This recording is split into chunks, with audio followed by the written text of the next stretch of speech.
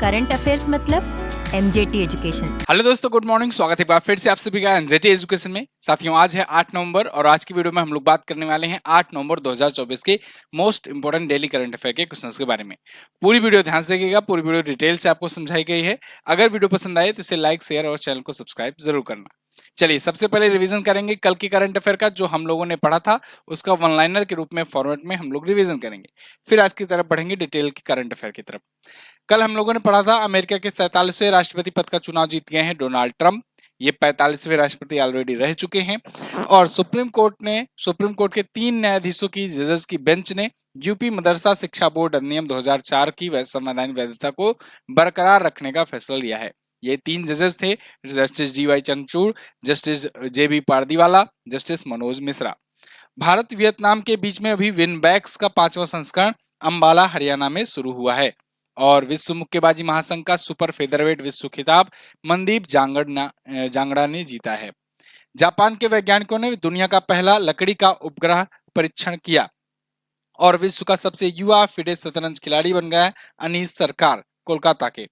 और असम के मुख्यमंत्री हेमंत बिस्वा शर्मा ने अभी संविधान की 8वीं अनुसूची में हो भाषा को शामिल करने के लिए एक प्रस्ताव किया, या कहें कि मांग की केंद्र से। इंग्लैंड में प्रीति पटेल जो है भारतवंशी हैं, जो कि शैडो विदेश मंत्री बनाई गई हैं। कांगोरे का टाइफून ताइवान में आया हुआ है। और लोक गायिका, बहुत ही फेमस लोक गायिका शारदा सिन्हा जी का 72 वर्ष की आयु में निधन हो गया है। इन्हें बिहार कोकिला के नाम से जाना जाता है। विश्व सुनामी जागरूकता दिवस 5 नवंबर को मनाया गया with theme of fighting inequality for a resilient future. तो ये थे टॉप 11 करंट अफेयर के क्वेश्चंस कल की वीडियो से, जिनका आपने किया है रिवीजन 1 मिनट में।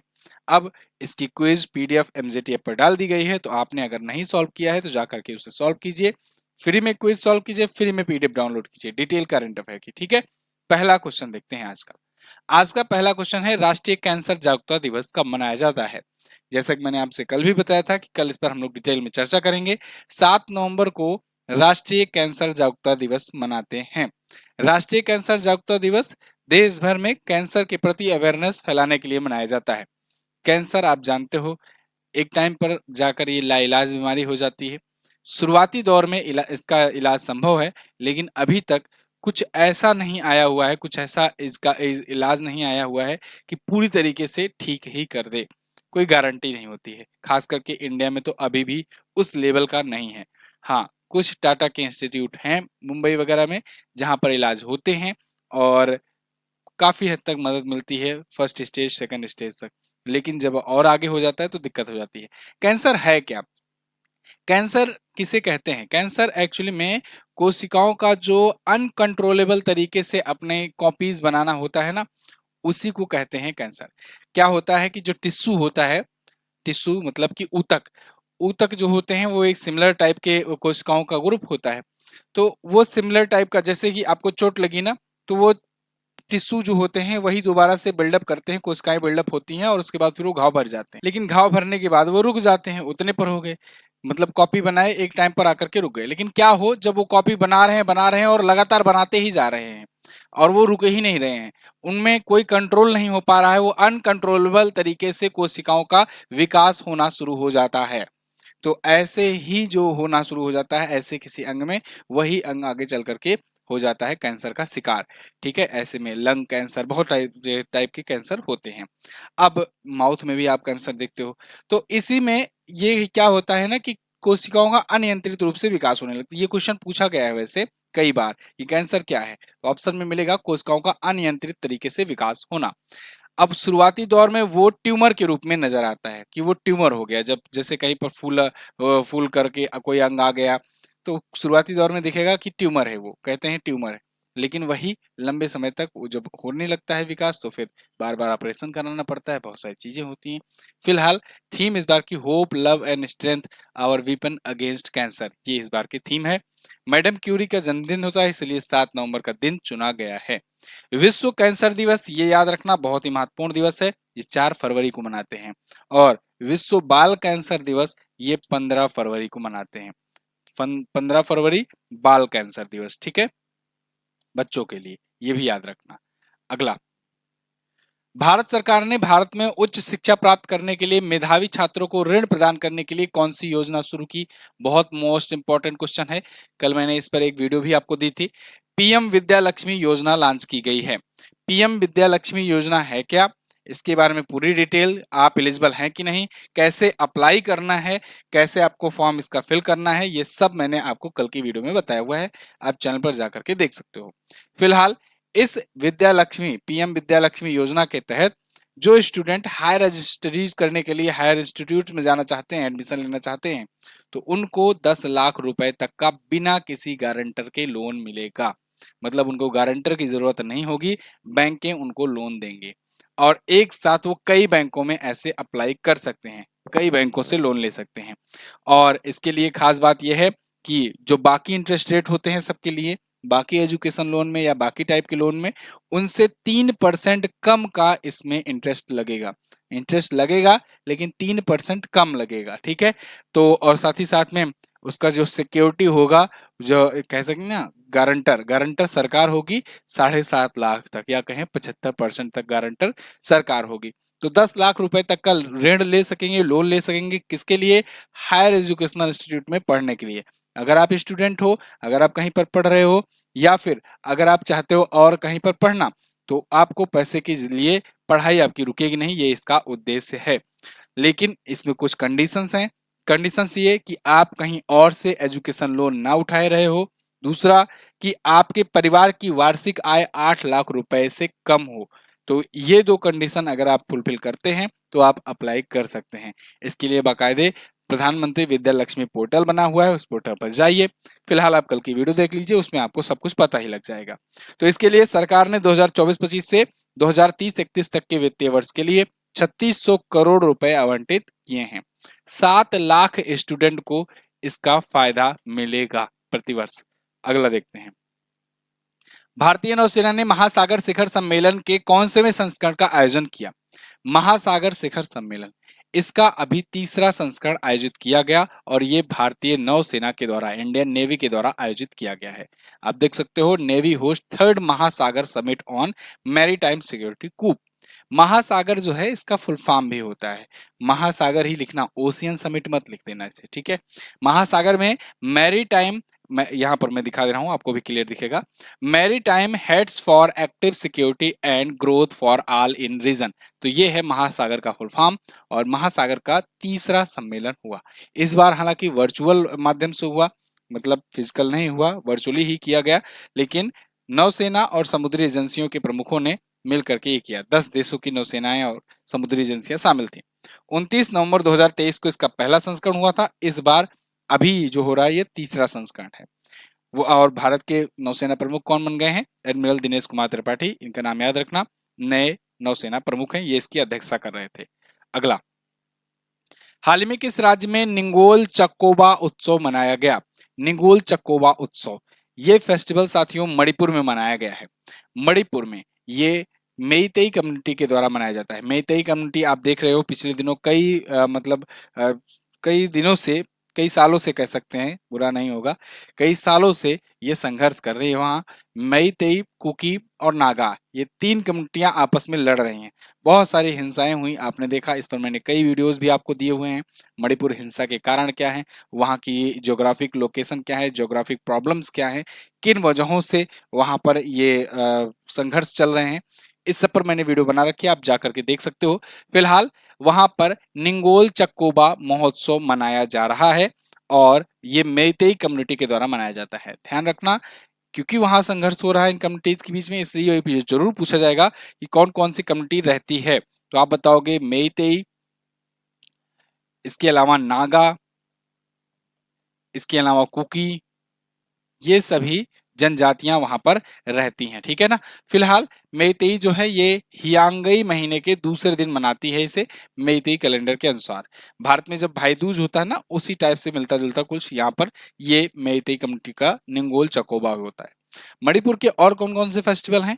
और अभी कुछ दिन पहले ही मेरा हाउ चोंगबा महोत्सव मनाया गया था, बताया था मैंने डेली करंट अफेयर में ही।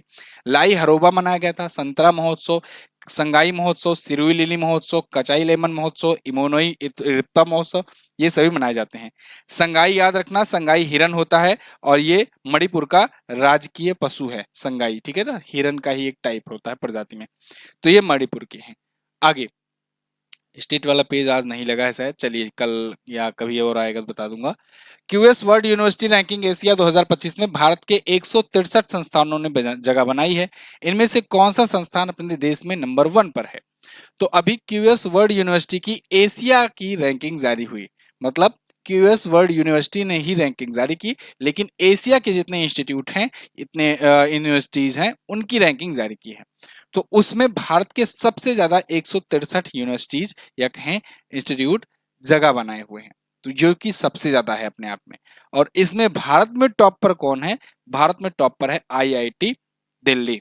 आईआईटी दिल्ली जो है ये टॉप पर है। आप देख पाओगे India has most rank in QS Asia, focus on research paying off. जैसे कहते हैं ना, hard work is paying off, जब बहुत अच्छा काम कर देते हो, बहुत काम करते हो और जब उसका परिणाम मिलता है तो बड़ी खुशी होती है। ऐसे ही यहाँ पर भी हुआ। इंडियन गवर्नमेंट ने पिछले कुछ सालों में रिसर्च को बहुत ज्यादा फोकस करने का काम किया, बहुत ज्यादा बढ़ावा देने का काम किया, और उसका नतीजा ये रहा कि जब क्यूएस वर्ल्ड एशिया की जब रैंकिंग आई तो उसमें सबसे ज्यादा जो इंस्टीट्यूट शामिल किए गए किसी एक देश से, वो भारत था। 163 इंस्टीट्यूट इस लिस्ट में भारत के शामिल हुए। देश में अपने टॉप पर आईआईटी दिल्ली रहा, जिसका ओवरऑल रैंक 44वां रहा। हालांकि टॉप पर अभी तक नहीं आए हुए हैं, क्योंकि अभी तो शुरुआत है, अभी तो हम लोग काफी पीछे हैं। चाइना की पेकिंग यूनिवर्सिटी ये टॉप पर है, ठीक है ना, ओवरऑल रैंकिंग में एशिया में। ध्यान रहे ये एशिया की रैंकिंग है। वर्ल्ड की रैंकिंग जब आती है ना, तो मैसाचुसेट को उसको याद करके रख लो, वो पहले ही पर ही रहते हैं, ठीक है। चलिए अगला, स्विट्जरलैंड का बुर्का प्रतिबंध कब से लागू किया जाएगा? तो स्विट्जरलैंड ने बुर्का प्रतिबंध करने की घोषणा की है और ये 1 जनवरी 2025 से लागू हो जाएगा। बस 1 ही 1.5 महीने बचे हैं। मतलब स्विट्जरलैंड में सार्वजनिक स्थानों पर बुर्का पर प्रतिबंध होगा, कोई भी बुर्का नहीं पहन पाएगा। द हिंदू का आर्टिकल है 6 नवंबर का, आप देख सकते हो, Swiss burqa ban to take effect from 2025। तो ये 1 जनवरी 2025 से लागू हो जाएगा। ये कहां पर? कोई भी सार्वजनिक स्थान है वहां पर चेहरा ढक नहीं सकता कोई। ये स्विट्जरलैंड ने प्रतिबंध लगाया हुआ है। तो प्रतिबंध का उल्लंघन करने वालों को 1000 स्विस फ्रैंक या लगभग $1144 तक का जुर्माना भी भरना पड़ सकता है। 2021 में इसके लिए जनमत संग्रह इन्होंने कराया था, उसके बाद ये डिसीजन पर पहुंचे हुए हैं, ठीक है। चलिए स्विट्जरलैंड अगर आप मैप में देखोगे ना, तो बहुत ही पीसफुल कंट्री है। आज तक दुनिया में किसी से कभी भी युद्ध नहीं लड़ा गया है। यहाँ तक कि सेकेंड वर्ल्ड वार और फर्स्ट वर्ल्ड वार में भी किसी ने इस पर अटैक नहीं करने की सोची। क्यों? क्योंकि ये सबकी चाबी रखे थे, है ना। स्विट्जरलैंड जो है ना, यहाँ पर है, एक छोटा सा देश है, लेकिन बहुत ही समझ लो सशक्त देश है आज के टाइम पर। और अपने से मतलब रखता है, फालतू किसी से न उलझना न सुलझना। ये सबका चाबी रखने के लिए कहे जाते हैं। क्यों? क्योंकि जितने भी देशों के जो बड़े बड़े लीडर्स होते हैं, वो कहीं ना कहीं अपना धन छुपा करके भी कुछ लोग रखते हैं। तो वो जो छुपा करके धन रखते हैं वो स्विट्जरलैंड में रखते हैं। और स्विट्जरलैंड की खास बात यह है कि ये प्राइवेसी को बहुत ज्यादा महत्व देते हैं, कि कुछ भी हो जाए आपका धन हम किसी और को बताएंगे ही नहीं, है ना। तो भारत सरकार को भी नाको चने चबाने पड़े, लेकिन पूरी लिस्ट अभी तक नहीं आ पाई है। फिलहाल स्विट्जरलैंड यहाँ पर आपको दिख जाएगा, इटली के जस्ट ऊपर मिलेगा आपको, है ना। ऑस्ट्रिया और जर्मनी और पेरिस, फ्रांस, देखिए इन सबके बीच में पड़ता है। लेकिन फिर भी सेकेंड वर्ल्ड वार हो चाहे फर्स्ट वर्ल्ड वार हो, उस टाइम पर भी कोई इस पर अटैक नहीं किया। हाल ही में चर्चित पुस्तक friends India's closest strategic partners, इसके लेखक कौन है? ये एक पुस्तक आई है और इसको लिखा है दोस्तों अभी हाल ही में श्री राम चौलिया ने।